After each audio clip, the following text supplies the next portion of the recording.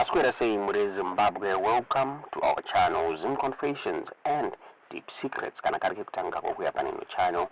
Please don't forget to subscribe. Kana uchingwa garo ka subscribe, but don't forget to comment and share this video. Nasi muri Zimbabwe tabigira inyaya ya Buddha irupisa mastitse social media nyaya ya Apostle Talent Chiwenga avo varora zvakare 5 years mushure mekunge mukadzi wavo kutanga akashaika muri Zimbabwe. Talent Chiwenga vakaintroduce mukadzi wavo to the public ndofunga last week. Mukadzi wavo mutsva yanonzi Vanessa Nyasha muri Zimbabwe.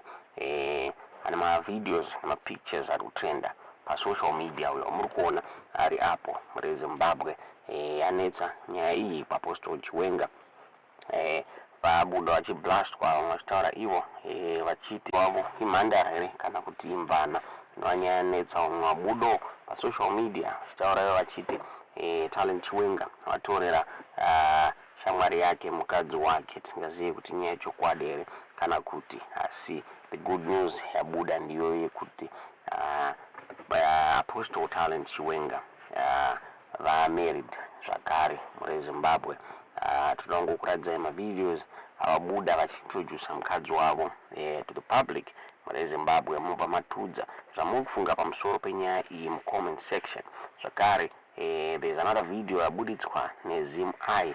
Zim I yabuda during an interview yayaita one of my preachers yanonzi Howard. Abuda achitaura achiti Talent Chiwenga ari kumisleada vanhu muri Zimbabwe since this is now his 4th marriage, since ane mascandals ake yevanhu vaitisa nhumbu vanhu vemuchechi make muri Zimbabwe. Toti mungonzwa mubva madzi zvamuri kufunga pamusoro penyaya iyi mucomment section.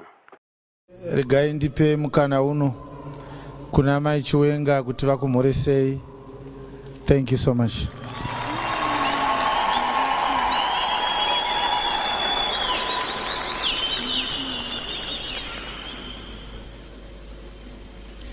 Ziklag oye! Ziklag oye! Ndinotenda mai nemukana wandipa.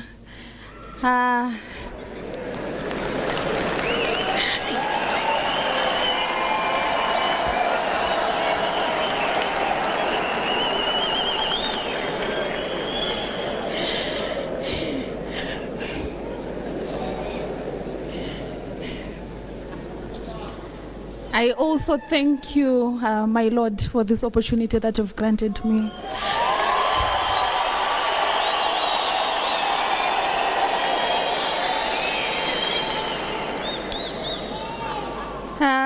Ndinokukwazisai sehama dzangu,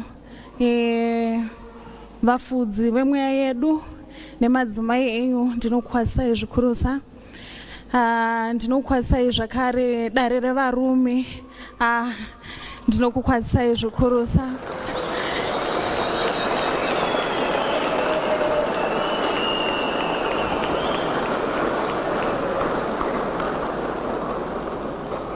Kunyangwe ladies fellowship iri pakati pedu, I am humbled kuti ndinge ndichitaura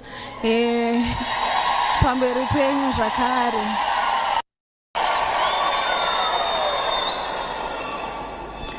Vasikana nevakomana, ndinokukwazisai zvakare. Ziklag oye! Ziklag oye! Ndinokutendai zvakare semhuri yeZiklag. I am very, very humbled to be standing in front of you. Ndinotya zvikuru nemagamuchiro amandiita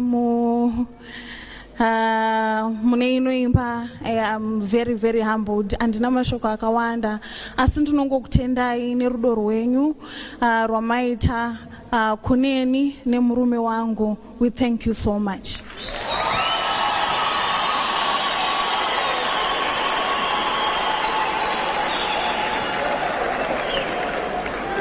Mazvita enyu tinotenda. Regai tisiye nguva kuvabati vechigaro.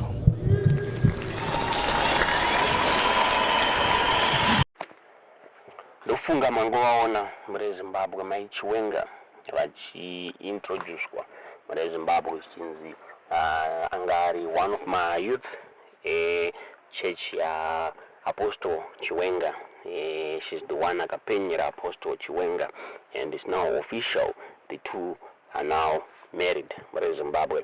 As you see, ngoziya social media inonoke panyaya yabudidzwa neZimI yatodawo kunzwisai pachitaurwa about murume uyu anonzi Apostle Chiwenga zvichinzi is the one aitaura iye achiti achatise vanhu akuchata zvinzi zvakare akabuda anobuda achitaura zvinhu zvaasingagoni kuzozvimirira muri Zimbabwe. Pakabuda vachitaura zvakare zvinzi ana 6 scandals akati one day is running away from them zvinzi so this is a fake marriage according to ZimI muri Zimbabwe. Toda kuti mungonzwa zvataurwa. In the next slide mubva matudza zvamuri kufunga pamusoro penyaya iyi mucomment section. And the way I enter into this program is like I am fighting these young men, or I am fighting their marriage, or I am fighting the wedding, or I am fighting the organization. Let me put it straight. I am just trying to help the people of Zimbabwe about the dangers facing Zimbabwe with these young men. And it's not... You're going to need to elaborate there. Yeah, I have to elaborate. Yes, I'm going to elaborate. When I started exposing these young men, I did it on the basis of his teachings. His claims that he was the only true preacher in Zimbabwe. And I challenged him using the Bible that whatever he's teaching is not true.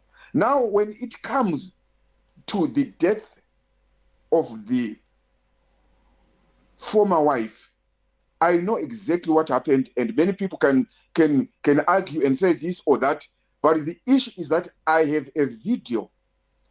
I warned the people of Zimbabwe that this young man, before it happened, you remember the 3 people died in June 5 years ago, 4 years ago. I warned the people of Zimbabwe, said this guy was going to kill innocent people. So this is the same context in which I am coming to try to help men, young women who are around this man, that he is a very, very, very dangerous young man. I am not here to say he did this or he did that. I am here to say he is a false preacher, misleading the souls of Zimbabweans using a fake gospel. Vangeri rokuchekeresa irori rapinda muZimbabwe rana anonzani J Israel rana Talent Chiwenga. So when I am talking about him, I am not after saying he did this or he did that. I'm just trying to warn people that watch out for this cult. Told you one day, Simba, about a cult called the Waco cult in America, Texas, which was doing exactly what this young man is doing, behaving in a mysterious way. And when you look at this, so let me just try to be out of topic but relevant in what I am saying. This is the young man who was condemning Christianity in the sense that our organization, we don't do white collar weddings. Now, when you hear him talk about things, the very things which he is castigating, tomorrow you will be doing it. Panga ari pagomba paitaura vanhu kuti handityi ZANU-PF, handityi anything to do with my life, but today we don't even know where he is. And he is not running away from persecution from ZANU-PF. He is running away from his sexual scandals. So now, as a preacher of the gospel, my plea to the people of Zimbabwe and to the people around this young man, Muchapela, and 2 weeks or 2 months ago, he prophesied that in his organization, people are going to die. And in his organization, some people are going to disappear. And there are people right now, as we are talking, who are not known where they are, who are leaders of his church, and they've disappeared. Now, it will take a blind person not to understand what I'm trying to say, given what he is manifesting, given the mysterious lifestyle he is living. wakamboona munhu asingazikani kuti anogara papi? Kana uchiti handichati mangwana waonekwa uri pastage hauzikani kuti uri kugara kupi, vabereki vemwana uri kuchata naye, vana mai vana baba ndiani, hama dzake ndiani? Don't you see that there is something very shady and dark about this young boy? Now this is where I come in as a preacher to warn the people of Zimbabwe that muri kutamba nemoto nomukomana uyu.